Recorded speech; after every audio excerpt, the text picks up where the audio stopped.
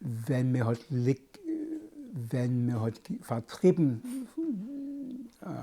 die jeden von uns Finzianen, sie offiziell gesagt, sie gehen auf Arbeit, das ist früher gehabt, geschaffen ein Ghetto,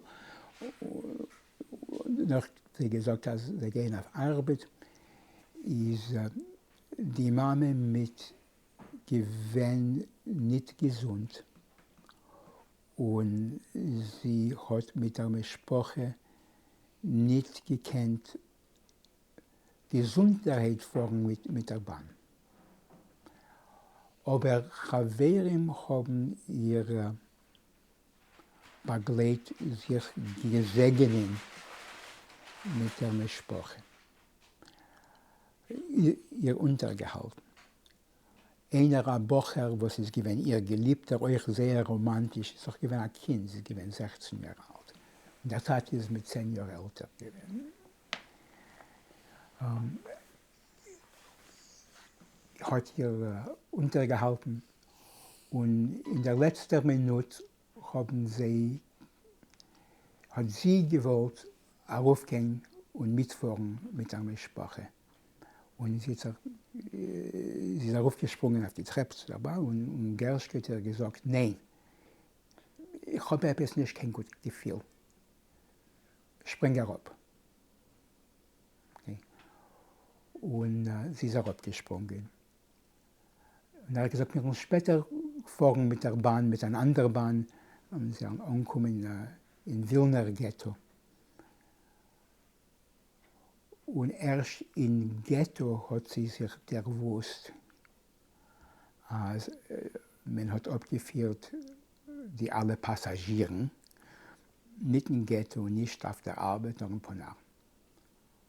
Und von Panar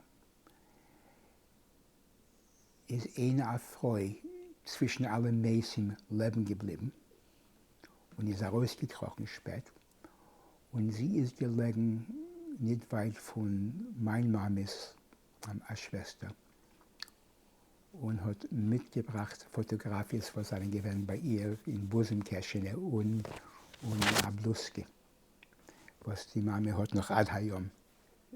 Sie ist gewesen zwischen einer Gruppe Finzianer, was ein gewesen im Ghetto erst. Sie hat bei MS nicht gewusst, was mit der Sprache ist geworden. Ein bisschen war nicht, man hat ihr gesagt in der Ghetto und sie ist geblieben versteinert. Und sie erzählt erst bei einem Konzert, was man hat durchgeführt im Ghetto mit eine Woche später, wenn sie hat gehört Fiddle spielen, hat sie sich der Mund antaten und sie hat sich hysterisch weint. Und wenn wir seinen gewesen in Wilna, wenn ich gewesen dort ein Lehrer,